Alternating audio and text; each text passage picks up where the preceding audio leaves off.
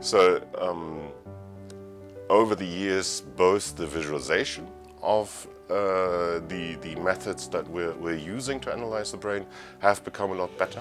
So we have more computational power to make nicer pictures.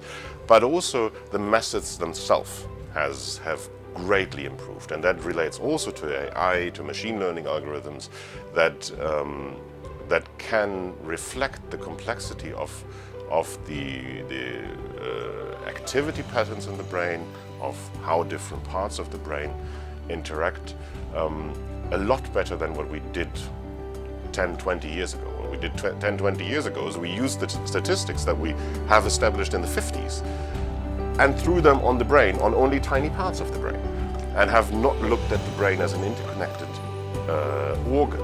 And this is what I think is in modern analysis way better reflected, that we look at the brain as a whole, and we look at the brain as one organ that has that interaction with each other, and only from these interactions does the brain support my language.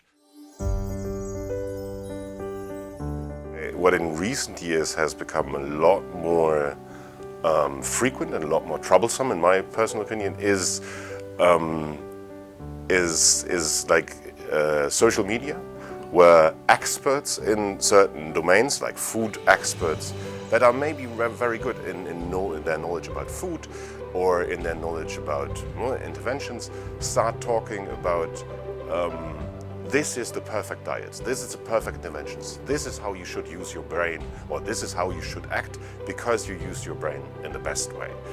This is what I currently see as the biggest problem, because it has a lot of reach. These people seem like they are authorities in their area, but usually they don't understand the brain very well. And to be honest, we as researchers also don't understand it very well.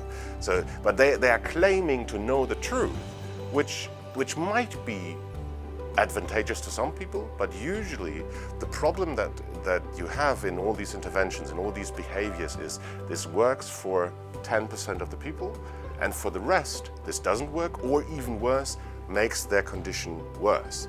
Very often a strong oversimplification that only works in an experimental context, in the context of a theory, but is not something that we should be looking at when we want to explain everyone's behavior.